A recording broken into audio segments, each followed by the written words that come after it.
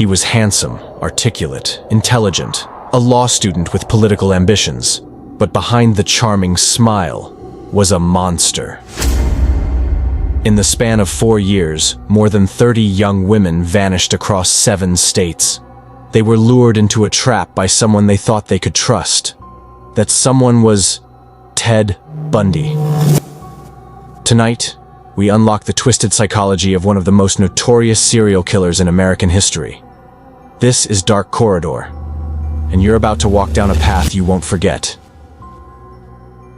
Ted Bundy's confirmed killing spree began in 1974, though many believe his first murder occurred years earlier.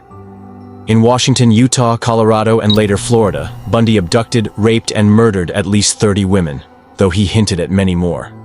He often used a fake cast or crutches to appear vulnerable, asking women for help, before knocking them unconscious and taking them to secluded areas. There, he would assault, mutilate, and sometimes return to the corpses days later. In some cases, he decapitated his victims and kept their heads as trophies. His Florida rampage in 1978 was particularly savage. The brutal sorority house attack at Chi Omega left 2 women dead and 2 others seriously injured. Just weeks later, he kidnapped and murdered 12-year-old Kimberly Leach, his youngest known victim.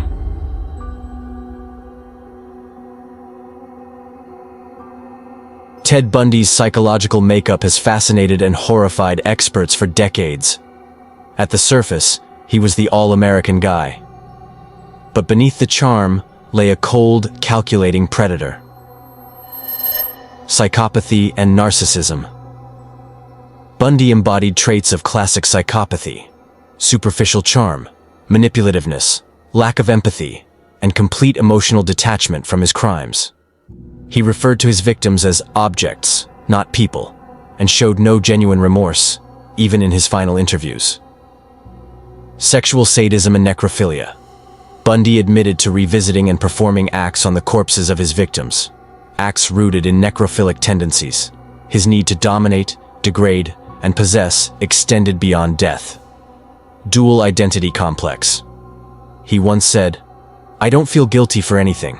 I feel sorry for people who feel guilt." Bundy spoke of a force inside him, a separate entity that took over, allowing him to commit atrocities while maintaining his composed public image. Don't shake your finger at me, young man. Bundy's case was pivotal in the FBI's development of criminal profiling. The Behavioral Science Unit, which inspired the Mindhunter series, studied Bundy extensively.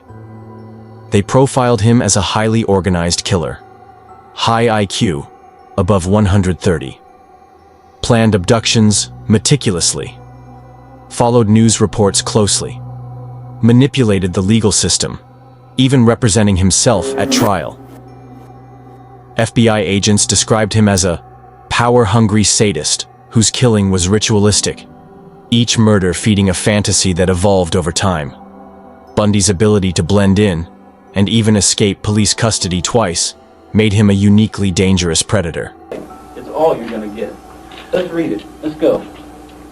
Theodore Robert Bundy, you are charged, indictment, 2 counts burglary, 2 counts murder in the first degree, 3 counts attempted murder in the first degree.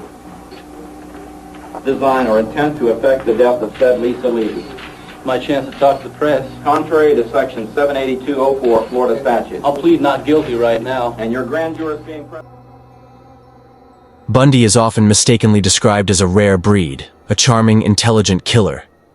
But the truth is darker. His outward normalcy is what made him so deadly. His case revealed how killers can weaponize charm and social norms to prey on vulnerability. He wasn't a monster hiding in the shadows. He was the man next door.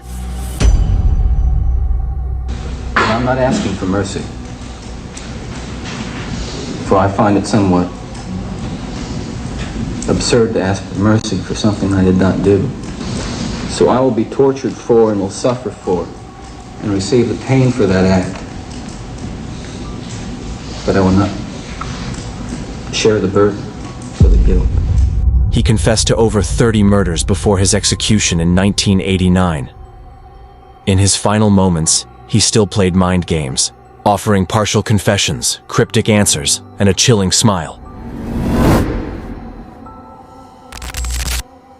A judge in Miami today followed the jury's recommendation and sentenced Theodore Bundy to die in the electric chair for the murder of 2 co-eds. Bundy is the 136th person under death sentence in Florida. Ed Rabel reports. Before pronouncing the sentence, Judge... Ted Bundy didn't wear a mask, he wore a smile. And in that smile was the horrifying truth. Evil doesn't always look evil. Sometimes, it looks like trust. This has been Dark Corridor, where we walk the darkest paths of the human mind, so you don't have to walk them alone. Don't forget to subscribe and join us next time, where another corridor awaits.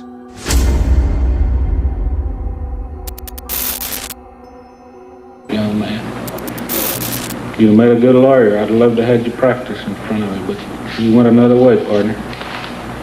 Take care of yourself. I don't have any animosity to you. I want you to know that. Take care of yourself. Thank you. Go to bed, Rachel.